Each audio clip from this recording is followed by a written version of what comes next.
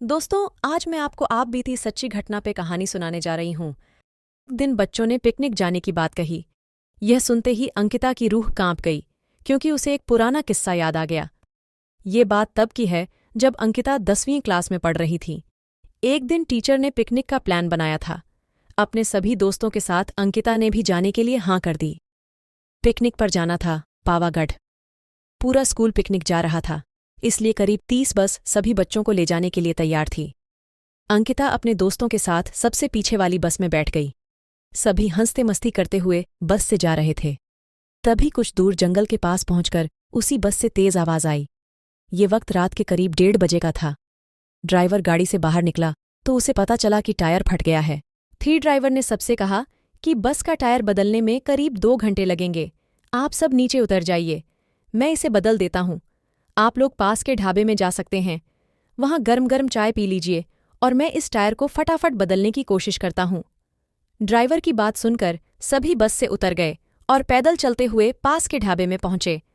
वहां एक बूढ़ा व्यक्ति चाय बना रहा था। इतनी रात को ढाबा खुला हुआ और किसी इंसान को चाय बनाते देख सबको हैरानी हुई। उस बूढ़े इंसान ने कहा, आप सब चाय पी लीजिए, यहां अक्सर लोगों की गाड़ी खराब हो जाती है, इसलिए मैं भी अपना ढाबा हरदम खुला रखता हूं। आप जैसे राहगीरों को कुछ मदद हो जाती है।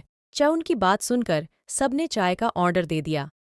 उन्होंने कुछ ही देर में सबके लिए चाय बनाकर मेज पर रख दी। चाय पीते हुए अंकिता की आंखें एकदम ढाबे की छत की तरफ गईं।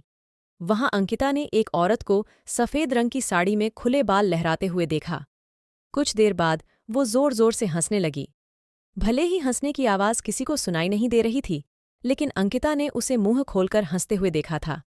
ये सब देखकर अंकिता ने डर के मारे आंखें नीचे झुका लीं। कांपते हुए किसी तरह से अंकिता ने चाय दोबारा पीना शुरू ही किया थी कि उसी वक्त जोर जोर से किसी के चिल्लाने की आवाज जंगल की ओर से आई। ढाबे में बैठे हुए सभी बच्चे और टीचर उस आवाज को सुनकर डर गए।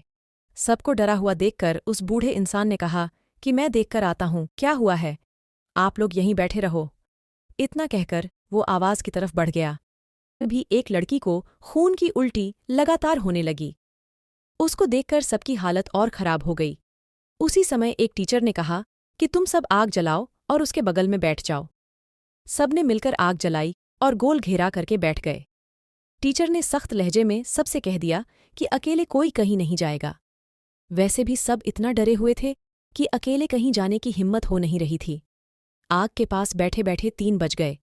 तब कहीं जाकर वो बूढ़ा इंसान जंगल से लौटकर आया। उसने सबकी तरफ देखा और कहा कि उस चीख को सब भूल जाना, नहीं तो जीना मुश्किल हो जाएगा। इतना कहकर वो ढाबे के अंदर चला गया।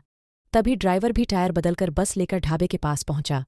सभी लोग भगवान का नाम लेते हुए उस बस में बैठ गए। टीचर ने बस में बैठते ही सबको कहा कि कोई एक दूसरे से बात नहीं करेगा, सीधे सब सो जाओ। टीचर की बात मानकर सब चुपचाप बस में ही सो गए। उसके बाद पिकनिक स्पॉट पर पहुंचे और करीब 1 हफ्ते बाद घूमकर आ गए। पिकनिक में किसी ने दूसरे बस के बच्चों से उस रात के बारे में कुछ नहीं कहा, क्योंकि टीचर ने मना किया। लेकिन पिकनिक से लौटते ही सबने अपने दोस्तों और दूसरी क्लास वालों को इस भूतिया घटना के बारे में बताया। आज पिकनिक का नाम सुनते ही यही भूतिया ढाबे की कहानी अंकिता के मन में आ गई और बच्चों को पिकनिक भेजने से उसे डर लगने लगा। कहानी से सीख, बीती घटनाओं को भूल जाना ही अच्छा है, नहीं तो जीवन भर वो घटना डराती रहती है। दोस्तों, अगर आपको हमारी यह कहानी अच्छी लगी हो तो आप हमारे चैनल को सब्सक्राइब करें, वीडियो को लाइक और ज़्यादा से ज़्यादा शेयर करें।